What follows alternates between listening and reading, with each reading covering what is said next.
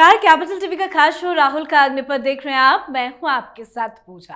आपको याद होगा 2024 चुनाव के बाद लोकसभा में अपने पहले भाषण में राहुल गांधी ने कहा था कि मोदी जी अब हम आपको गुजरात में हराएंगे। वैसे राहुल गांधी का यह बयान किसी मजाक से कम नहीं था, पर राहुल गांधी गुजरात को लेकर इन दिनों एक्टिव नजर आ रहे हैं। खबरों के मुताबिक राहुल गांधी 7 और 8 मार्च को गुजरात दौरे पर रहेंगे। इस दौरान जिले से लेकर राज्य स्तर के कार्यकर्ताओं और राज्य के सभी नेताओं से मुलाकात करेंगे। इस दौरे पर वो आगामी विधानसभा चुनाव की तैयारी के लिए एक बैठक भी करेंगे। लेकिन खबर इसके साथ ये भी है कि गुजरात में 8 और 9 अप्रैल को कांग्रेस का अधिवेशन भी होना है। तो ऐसे में राहुल गांधी का ये दौरा कई मामलों में बेहद खास माना जा रहा है। पर गुजरात में तैयारियों के बीच राहुल गांधी को कोर्ट से बड़ा झटका भी लगा है। ये झटका वीर सावरकर के टिप्पणी के मामले में लगा है। दरअसल लखनऊ की अपर मुख्य न्यायिक मजिस्ट्रेट कोर्ट संख्या 27 ने व्यक्तिगत पेशी से लगातार अनुपस्थित रहने पर राहुल गांधी पर जुर्माना ठोक दिया है और 14 अप्रैल को अदालत ने राहुल गांधी को पेशी का अंतिम मौका दिया है। मतलब अब 14 अप्रैल को राहुल गांधी व्यक्तिगत पेश नहीं होते हैं तो उनके खिलाफ तगड़ा एक्शन लिया जाएगा। तो कैसे फंसे हैं राहुल गांधी, आज इसी पर चर्चा करेंगे। मेरे साथ स्टूडियो में मौजूद है कैपिटल टीवी के एग्जीक्यूटिव एडिटर राजीव जी। सर, आपका बहुत बहुत स्वागत। धन्यवाद। सर, कोर्ट ने जुर्माना भी ठोक दिया और अंतिम तारीख भी बता दी कि अब तो पेश होना होगा। कैसे फंसते नजर आ रहे हैं राहुल गांधी? देखिए, ये बार बार अगर पेश नहीं होंगे तो कभी तो हार्ड स्टेप उठाना ही पड़ेगा। राहुल गांधी के खिलाफ मामला ये वीर सावरकर के अपमान का नहीं है सिर्फ केवल, इसमें मानहानि का मुकदमा सिर्फ नहीं है, 153A भी लगा हुआ है। यानी कि आपने समाज में बेमनस्ता पैदा की, दंगा पैदा करने की कोशिश की, दंगा फैलाया, हिंसा भड़कने की संभावना बढ़ गई थी और इसलिए नृपेंद्र पांडे ने एक याचिका दायर की थी। पहले उस याचिका को निगरानी अदालत को सौंपा गया और निगरानी अदालत ने इस पर स्टडी की कि महाराष्ट्र के अकोला में राहुल गांधी ने वीर सावरकर को अंग्रेजों का पेंशनधारी, अंग्रेजों का नौकर बताया था और केवल स्पीच नहीं दिया, भाषण नहीं दिया, बल्कि पर्ची छपवाई और पर्ची बटाया और लोगों को यह बताया कि देखो, वीर सावरकर को वीर कहना अपमानजनक है। ये अंग्रेजों के नौकर थे, ये अंग्रेजों से पैसे लेते थे और उसको संघ से जोड़ा। यानी कि संघ के नेताओं की, हिंदू नेताओं की इन्होंने जिस तरह से अपमान किया है, इसका मतलब है कि अगर हिंदू संगठन इनके खिलाफ हिंसात्मक प्रदर्शन कर दे तो, अगर इससे समाज में ऐसा विद्वेष पैदा हो और दंगा हो जाए तो, इसी मामले को लेकर वो अदालत में गए थे और निगरानी अदालत ने पाया कि इनके पास जो एविडेंस है, सबूत है, वो सुनने के लायक है और उसके बाद इसे मजिस्ट्रेट कोर्ट को सौंप दिया गया। मजिस्ट्रेट कोर्ट ने सुनवाई शुरू की और जब पहली तारीख ही थी तो उसी समय प्रथम दृष्टया जज ने माना कि ये तो मामला गंभीर है और इसमें राहुल गांधी प्रथम दृष्टया दोषी पाए जाते हैं। मतलब पहले ये मान लिया गया है कि ये जो एविडेंस दिखाई पड़ रहे हैं उसमें राहुल गांधी तो दोषी करार दिए गए हैं और उसमें सारे एविडेंस ऑडियो, वीडियो, डिजिटल और प्रिंटेड है और उसमें जो सुनवाई आगे होनी थी उसमें इनके जो वकील थे, उन वकील ने बार बार ये कहा कि राहुल गांधी बड़े बिजी पर्सन है, इसलिए व्यस्तता के कारण वो हाजिर नहीं हो सकते। 2 बार समन जारी किया गया।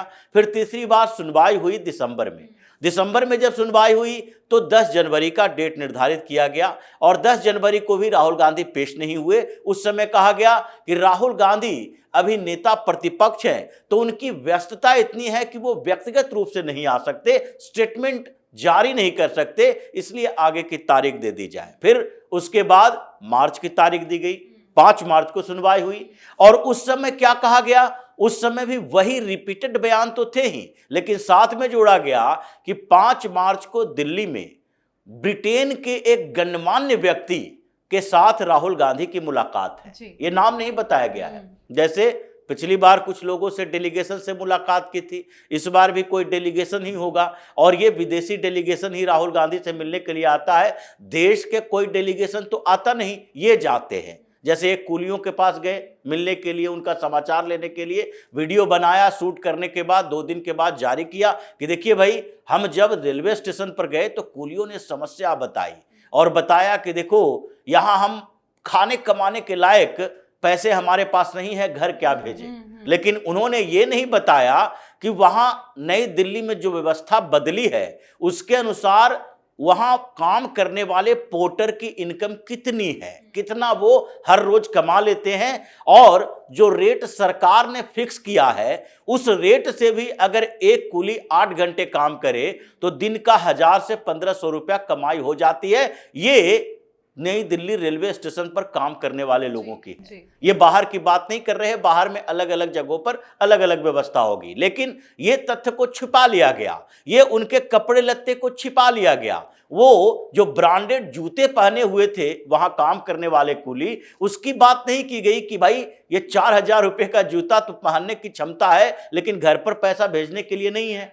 लेकिन राहुल गांधी को एक प्रोपेगेंडा करना था, इसलिए उन्होंने वीडियो शूट किया, स्क्रिप्ट लिख कर दिया कि आप लोग को यह बोलना है, और फिर वीडियो आज जारी कर दिया गया है कि नहीं, हम बड़े कमजोर वर्गों के लिए लड़ने के लिए तैयार बैठे हैं। खैर, वो तो कमजोर वर्गों की बात है, मजबूत वर्गों के साथ भी इनकी लड़ाई चल रही है। यानी कि अगर हिंदुस्तान में हिंदू मजबूत है तो उसके साथ भी तो ये लड़ ही रहे हैं। और उसी में सावरकर का मुद्दा आया था, वीर सावरकर को लेकर हर जगह टिप्पणियां करते रहते थे, और जब इतने मानहानि के मुकदमे हुए तो लगता है कि उनके दिमाग में ये बैठ गया है कि 1-2 जगह तो सजा हो जाएगी, चाहे नासिक में हो, पुणे में हो, लखनऊ में हो। इसलिए आजकल वो हर मंच पर सावरकर सावरकर नहीं कहते, आजकल वो बदल चुके हैं। तो इसी बात के लिए वहां पर सुनवाई हुई, और सुनवाई में मजिस्ट्रेट ने सीधे तौर पर कहा कि ये ब्रिटेन के लोगों से मुलाकात करते हैं, आगे कहीं और की यात्रा करेंगे, पार्टी की गतिविधियां हैं, ये सारे महत्वपूर्ण काम हैं। लेकिन उससे कम महत्वपूर्ण काम कोर्ट में पेश होना तो नहीं है।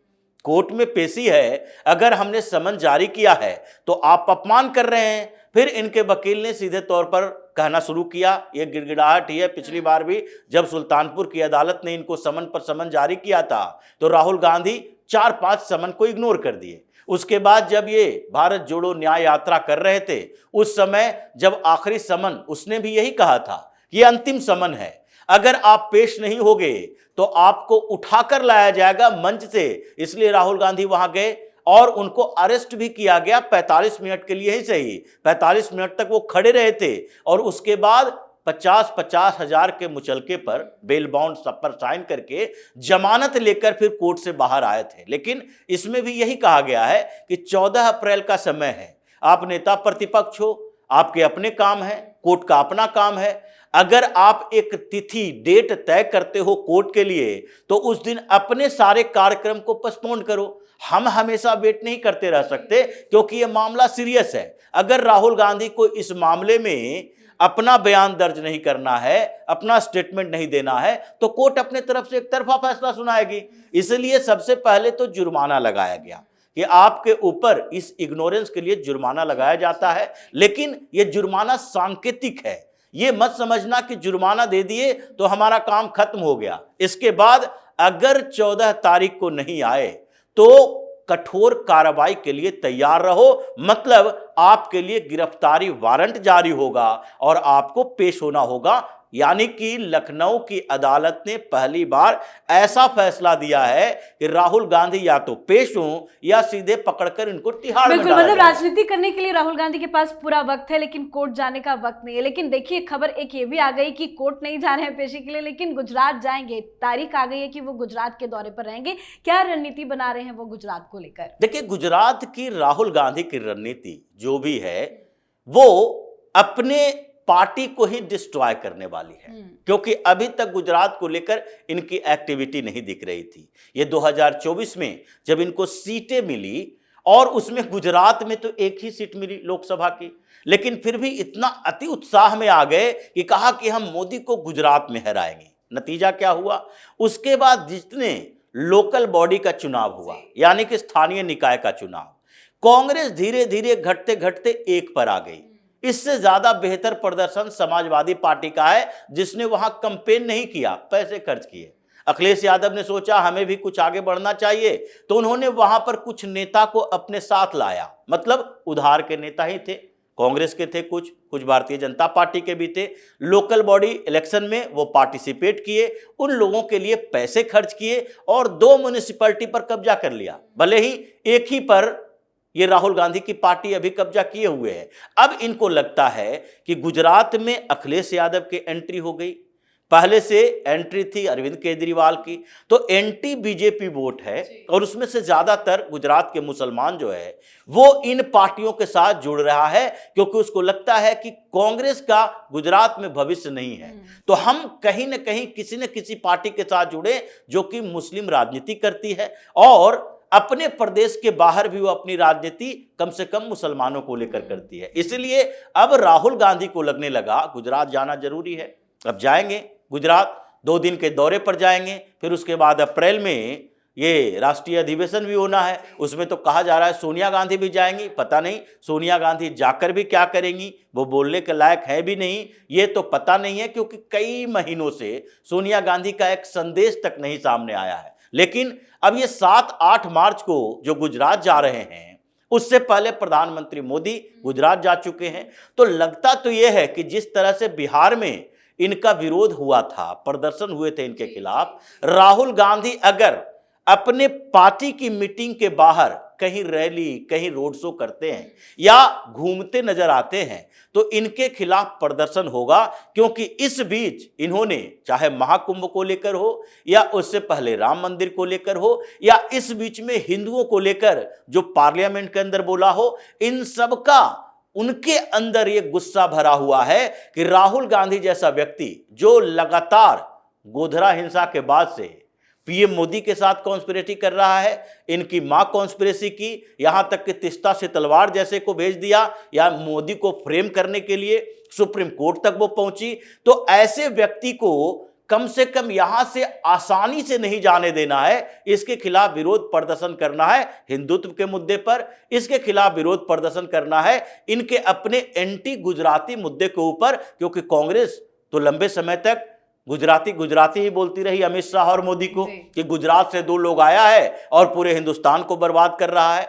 तो इसलिए इनका गुजरात दौरा जो 7-8 मार्च को होने वाला है, अगर हो गया तो, क्योंकि ये खबर में आने के बाद से कब खत्म हो जाती है, कब राहुल गांधी का दूसरा प्लान बन जाता है, ये पता नहीं होता। बिल्कुल, बहुत बहुत धन्यवाद सर समझाने के लिए। धन्यवाद। तो एक तरफ राहुल गांधी अपने गुजरात दौरे को लेकर भी फंसे हैं, तो दूसरी तरफ राहुल गांधी को कोर्ट से तगड़ा झटका लगा है। अंतिम मौका भी दिया गया है। इस बार राहुल गांधी कोर्ट नहीं पहुंचते हैं तो बुरे फंसते भी नजर आएंगे। बड़ा एक्शन क्योंकि ले लिया गया है। वैसे राहुल गांधी के खिलाफ देश भर की विभिन्न अदालतों में 18 कानूनी मामले चल रहे हैं, जिनमें से 14 मानहानि से ही जुड़े हैं और ये सारे मामले राहुल गांधी की मुसीबत बढ़ाने वाला है। एक से बचेंगे तो दूसरे में फंसेंगे, दूसरे से बचेंगे तो तीसरे में जरूर नपेंगे। मतलब चारों तरफ से राहुल गांधी कई सारी मुसीबतों का सामना कर रहे हैं।